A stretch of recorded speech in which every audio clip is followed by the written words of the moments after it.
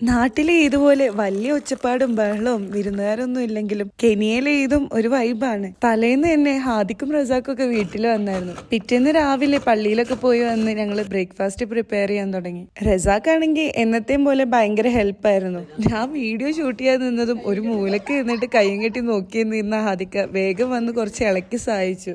പുട്ടും ബീഫ് കറിയാണ് ഞങ്ങളുടെ സ്പെഷ്യൽ. ഏതാണോ പുട്ട് മസ്റ്റാണ്. അനസ്ക രാവിലെ ഞങ്ങൾ ബീഫ് കറിയൊക്കെ ഉണ്ടാക്കാൻ വേണ്ടി ഹെൽപ്പ് ചെയ്തെങ്കിലും നല്ലൊരു ഇതായിട്ട് പോലും എനിക്ക് കളിയാണ് മുഖ്യം എന്ന് പറഞ്ഞിട്ട് പ്രാക്ടീസ് ചെയ്യാൻ വേണ്ടി ബാഗും തൂക്കി ഇറങ്ങി. ചിലപ്പോൾ IPL കളിക്കാർക്ക് പോലും ഇത്രയും ആത്മാർത്ഥത ഉണ്ടാവില്ല.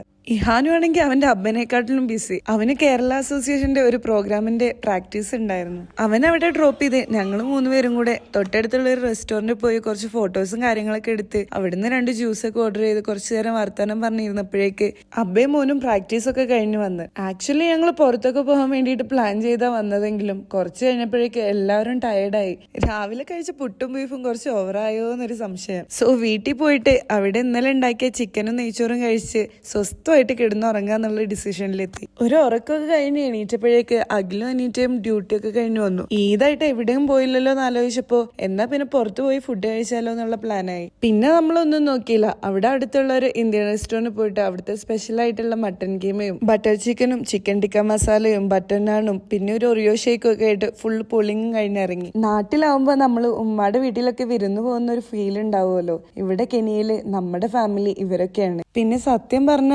വീടെന്ന് പറയുന്നത് ചിലപ്പോൾ ഒരു സ്ഥലമാവില്ല. നമ്മൾ കൂടെ ഇരുന്ന് ചിരിക്കുന്നതും ഫുഡ് ഷെയർ ചെയ്യുന്നവരും അവരാണ് പിന്നെ നമ്മുടെ വീടും വീട്ടുകാരും ഒക്കെ. അപ്പോൾ അത്രയൊക്കെ ഉള്ളു ഗൈസ് കെനിയൻ ഈദ് വിശേഷങ്ങൾ. Stay tune. Bye bye.